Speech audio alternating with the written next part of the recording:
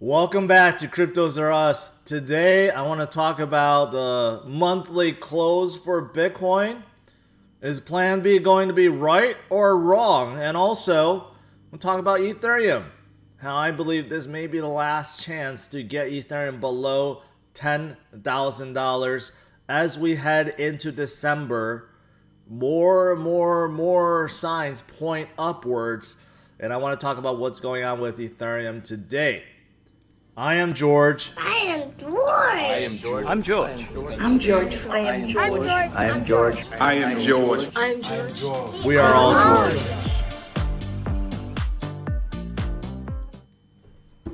As always, smash up the like, subscribe to the channel. 2 streams almost every day, 11:30 and 8:30 p.m. Central Standard Time. Make sure you hit that notification bell and follow me on Twitter, Facebook, Instagram, and check out all the latest news, article, and guides at CryptosRUs.com. Welcome, guys. Welcome. Some of you guys may be wondering why I'm not on DCA. Today, I am going to be taking a break from DCA for quite some time. I don't know how long, but I need a break from it. I feel like, you know what? I need to concentrate on my streams a little bit more going forward. All right. With that out of the way, all right, these people keep asking about DCA. Yeah, so I am taking a break from it. Now, let's talk about Bitcoin and Ethereum. Okay, so Bitcoin, of course, is above 60,000 right now, a little bit above 60,000. So people are wondering what's going on. Why is it not at 63, right? Couple explanations. Number one is Plan B technically is already right, regardless of where we end, because Bitcoin did break through 63. And we did form a new high right below 67,000.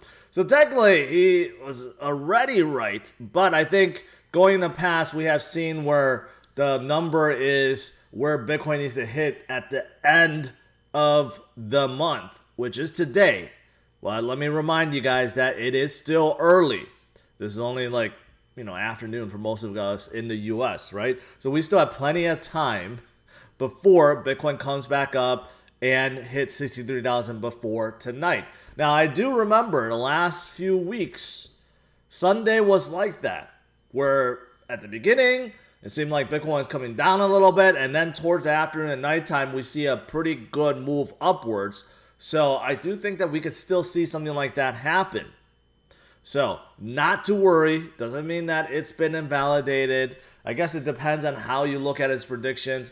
But whether or not we close exactly at 63, I think Plan B is 3 for 3. And I'm looking forward to his 4 for 4, which is Bitcoin at 98,000 by November. That's what I'm looking for. And if Bitcoin closes today above 60,000, it will form a new high. The monthly close, okay, will be the highest ever in history of Bitcoin.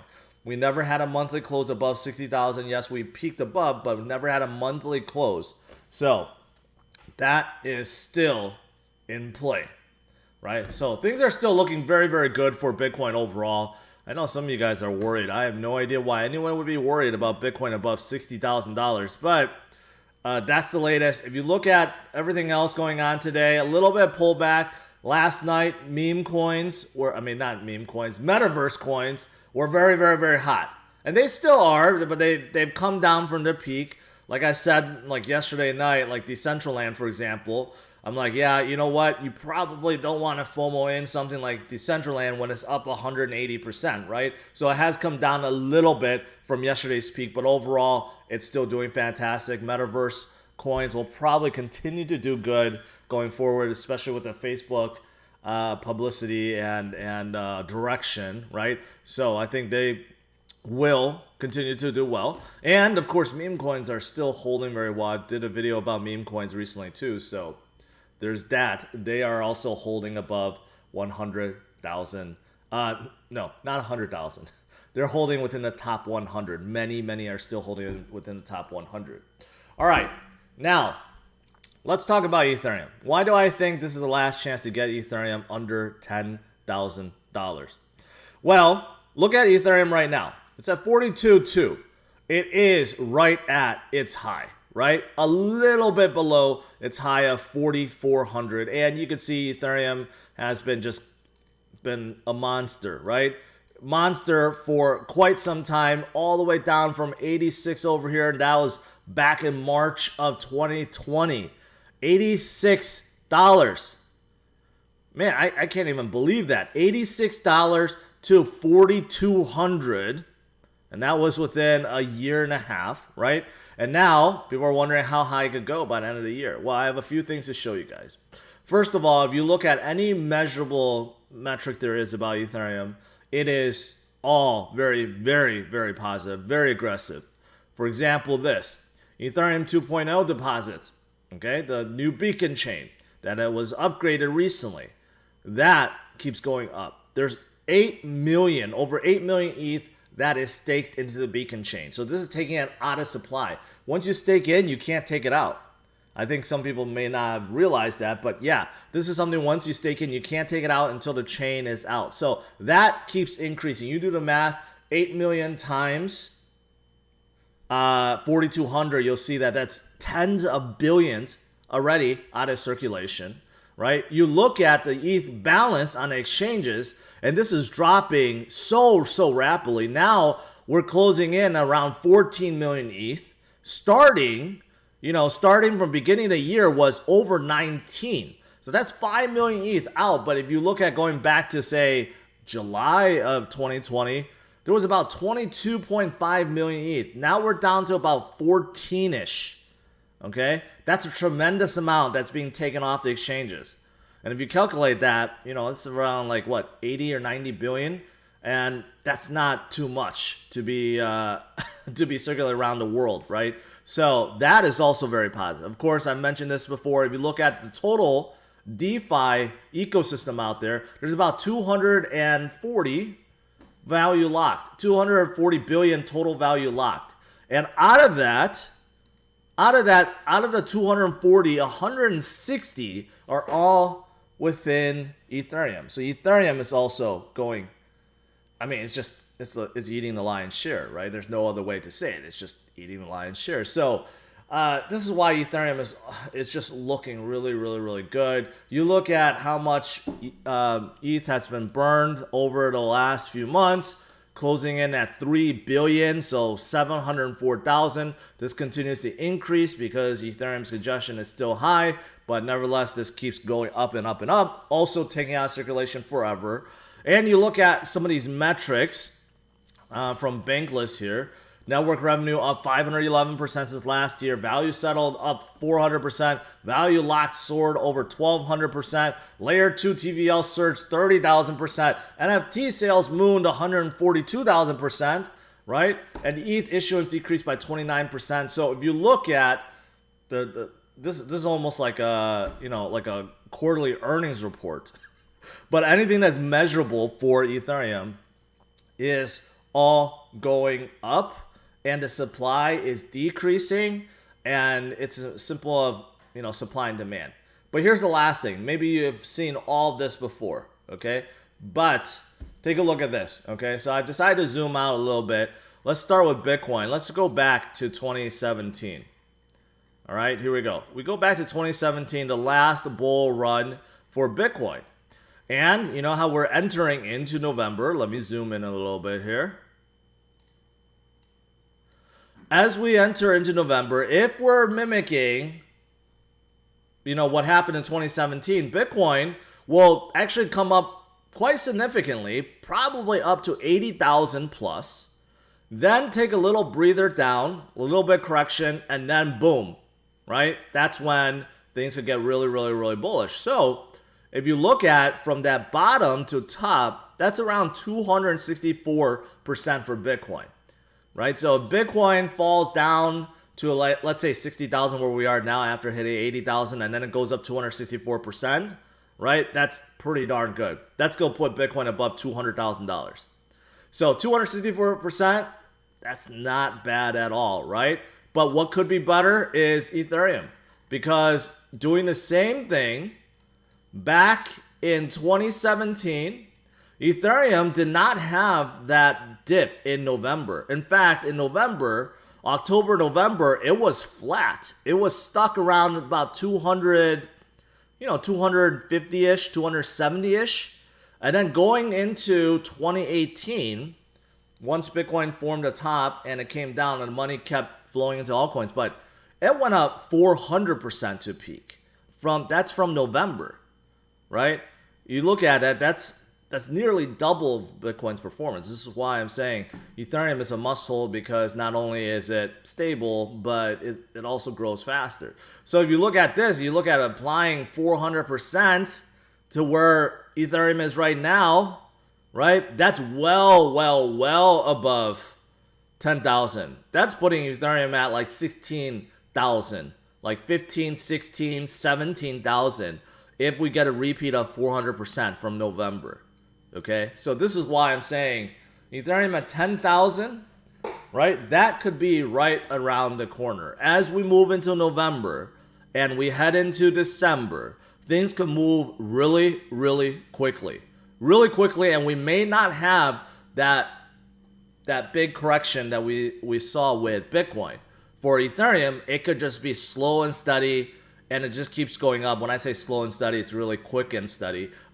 Quick and fast, steady pace upward. So we could see that 10,000, and we could see well beyond 10,000 before the end of the cycle. We could see 12, 14, 15, 16,000. Hey, Raul Paul said what? 30,000 by the end of the cycle. Maybe that carries into June or something. 30,000. That's a little bit too much for me. But I mean, I think 10,000 is definitely, I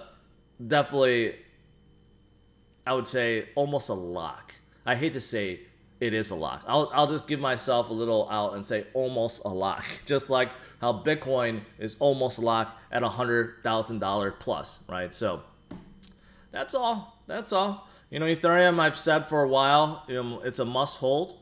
Everyone's portfolio. BTC is a must hold. Ethereum is a must hold, right? But Ethereum, we got to see. After next year, with the beacon chain and the main chain set to merge, it's been pushed back another 6 months from about December, January to about June, right? So we'll have to see, or early June. I mean, it could be a little bit earlier. So we'll have to see, within that time, what happens. If the market continues to keep going, maybe Raul Paul is right. Maybe it just keeps going from 15,000 to 30,000, right? We don't know, but we'll see what happens when the new year starts.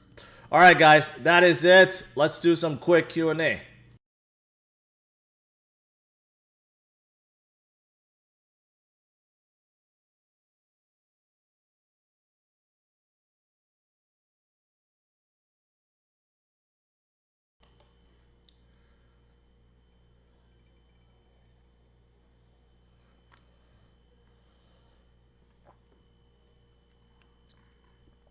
People are trying to spread FUD in the chat about how I'm counter streaming DCA. I think people forget that I stream at 11:30 every single day. This is my normal time. The reason why DCA was set at 11:30 because this was my normal time, right? So I'm not counter streaming DCA. I have nothing against James and Rob. In fact, I have the most respect for both of those gentlemen compared to anyone else in this space. So I just decided that I needed a break from it. So that's the only reason why. I was not kicked out. I did not forcibly try to break it up. No, I'm just taking a break. So people stop trying to spread FUD in the live chat about it. What's the max pain price for BTC? Too many option traders out there betting 63K. Whales will keep it away from there. No.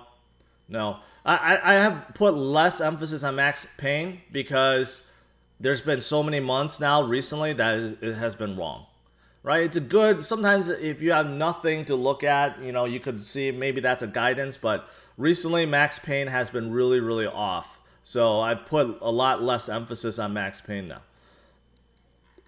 The max pain price, like right now there's so much more volume. So to try to get max pain for both sides is harder and harder and harder. And you can see Bitcoin almost bounced off right off 68K again.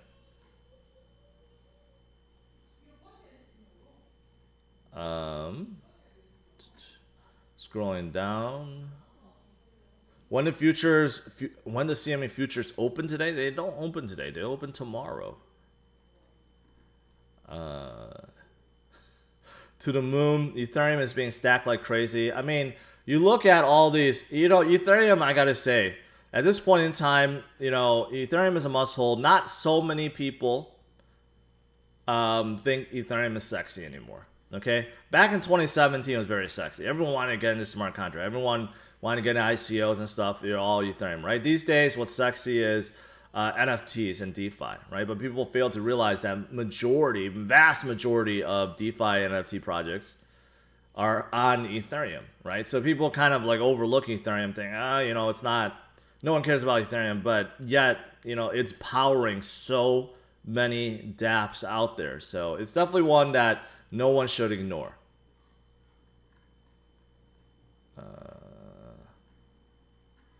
The Doe Show says, George, bag holding ETH? Of course. I've recommended ETH to everyone. So everyone should. And I do have a lot of ETH. Oh, Raul Paul said 40,000? I thought he said 30,000. World of Combat Sports. If I got your email, I probably looked at it. So either I decided something was not right, or what? I don't know. I received a lot of emails yesterday. ZRX. Yeah, I'm off of them. They're kind of like Loop Ring. They're, you know, they have their own DEX protocol, but they're like a 2017 coin where they just kind of lost all momentum already. Monarchy, yeah, double first month. I have no idea who they are.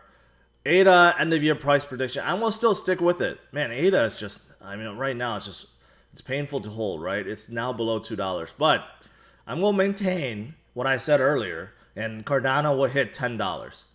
So that's roughly 5x from here, which is still reasonable because I think a lot of these big caps will go more than 5x. But, you know, I think the only thing that's holding Cardano back is a lack of a working DEX. That's really it. If you have a DEX that's working and people are able to use it freely to trade, and also you have some yield pools, right, that causes people to stake Cardano and other projects within, that's going to be a really positive thing for them. But right now, it just seems like they're struggling. They're struggling. I don't know why, but when they do come out with a DEX, or some project does, I think that's going to jumpstart Cardano again. They've been held back for a very, very, very long time. So I think that's going to change. Or we go skip the 2022 bear market. It depends on how high we go and how fast. There will always be corrections. Let's not forget, we had a correction from 64,000 down to 28,000, right? It always comes. Corrections always come. So there could be another one in 2022, but doesn't mean it has to be extended for 3 years like the past cycles. Maybe it's a quick 6 months. Well, although in 6 months you go think it's not quick, but 6 months will relatively, you know, be quick compared to previous bear markets, right? So that's the thing. It may be different. It may be different. Kurt asked about Veracity. A lot of people ask about Veracity. Hey, it's one of those streaming platforms in esports. Still early. Can they do well? Yes, but it's still very, very early. Price for prediction for BTC after blow off top. What percentage should sell? I don't know what you mean by that. You mean how far could it come down? It could come down. Again, it depends on how much it goes up. If it goes up to like 250,000 by December, I would say watch out. Wait, you know, there could be a 60, 70, 80% dip if it goes up that fast. But if it goes up to say 150,000 and it could continue in 2022, then, you know, the correction could just be 50%, right? So it really depends. I have 21K in BTC, 10K in ETH, 16K in Matic. Any predictions for Matic? No, but I do think Matic is very undervalued right now. They have a ton within their ecosystem. I think they're very undervalued right now. Talk taxes and who to go to. Well, it depends on where you live. I mean, there's a lot of... You have to find an accountant, okay, that's really knowledgeable with crypto. And most good accountants are. But in terms of tallying up your trade and stuff, just there's a number of companies out there that helps you with that. All they do is hook up to all the exchanges and pull all your trades and gives you like the total, and basically you input that into your taxes and you give that to, you know, to your tax accountant.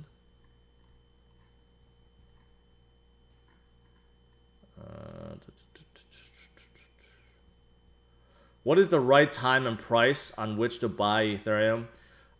You know, there's really no right or wrong answer to that. Basically, if you decide you're going to get into Ethereum, right, then basically DCA into it. If you have, you know, $500, $1,000, $5,000, right? You want to get into Ethereum, but you're afraid that maybe it's too high or it's going to come down, right? No one really knows if this is the exact point to buy. But if you DCA dollar cost average into your buys over long haul, you'll always be correct.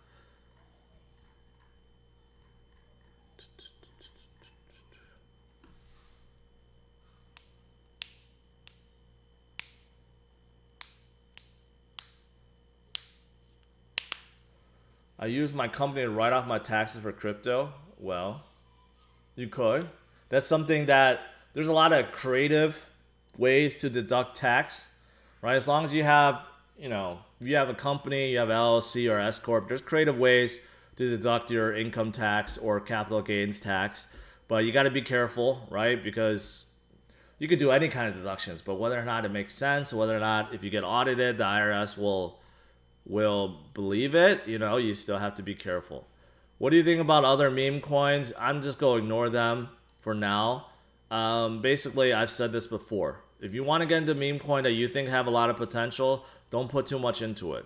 Volatility is going to be a bitch.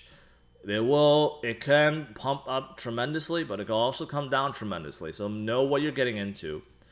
Some of them they're building real case uses, right? So they're going beyond meme coins, but still, that doesn't mean the volatility won't be there. So do not try to go all in and try to make $1 million off of it quickly. Just because someone made $6 billion off of Shiba from 8,000 doesn't mean you're going to do the same. Okay, so that's like 1 in a billion. So make sure that your risk tolerance, okay, you know, make sure you know what your risk tolerance is. A bumper, appreciate it.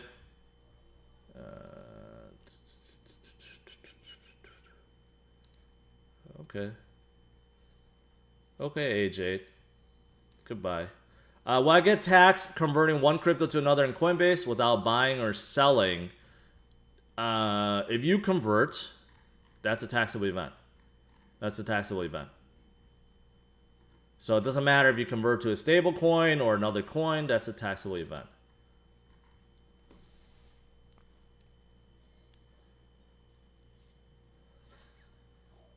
Thomas, that is not what I said. That is not what I said.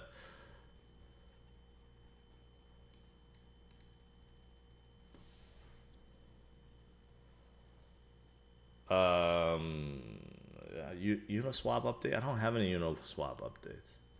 What's going on, Phantom? Phantom is just doing fantastic. Phantom is doing fantastic. It's what, 8 billion? Where's Phantom? Yeah, no, 6.7 billion. It has climbed up a lot. I mean, look at this. 90-day performance up 1,000%. Phantom is an EVM compatible layer 2 that turned into like a layer 1. Harmony is also following in footsteps, and many others are in the same space, right? But Phantom has a lot going for it. They have gone up quite a bit. 1,000% basically within the last 90 days. That's pretty good. If you're doing it right, you're doing it right.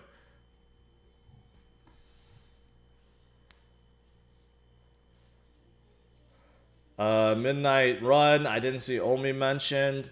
Yeah, because Omi's not a metaverse. You know, metaverse is more like a VR virtual world, augmented reality. It's like a virtual world. Omi Komi is more of an NFT play, right? Of course, yeah, you can do augmented reality, but you know, I think it's categorized differently, in my opinion. Not that it's worse, right? But Ukomi, after it moves the Immutable X, I think that's going to be a big thing for them to get off the Go network and go into Ethereum. I think that's going to be huge for them. So that should be right around the corner. Ming's asking Santa Mana price predictions. You don't need price predictions. I told you guys yesterday. If you didn't watch my video from last night, watch it. I told you guys, don't get into something after it pumps up like 200%. Okay? Let it cool off, then get into it. Never chase the pumps, especially when the pump is like 200%. You don't want to get into something. Everything that goes up 200% always comes down before it goes up again. But I think both projects are good. I like Sandbox. I like Decentraland. I like Engine. I like many of the projects I covered yesterday. Any hope for Orion Protocol, Jump Ship? Elliot, I don't know. I don't know about... Orion Protocol, was very... They seemed like they were doing the right things, coming out with their DEX and centralized change aggregator with their terminal, but I have not heard much about them recently. Haven't really seen anything new pop out of them. Am I excited about metaverses? Not really. It's just not my thing. But they're associated with NFTs, and I think NFTs will continue to go up. So I think they're going to stay for sure.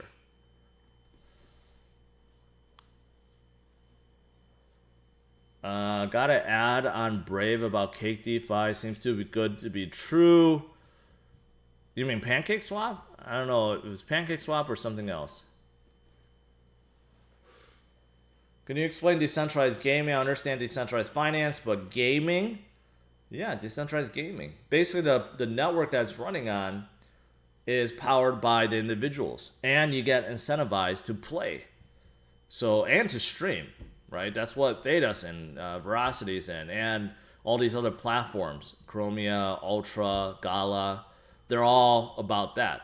So basically, you're playing a game that you like, it's very addictive, you get incentivized to play it, and it's played on a network that's decentralized, that's spread out with multiple nodes, right?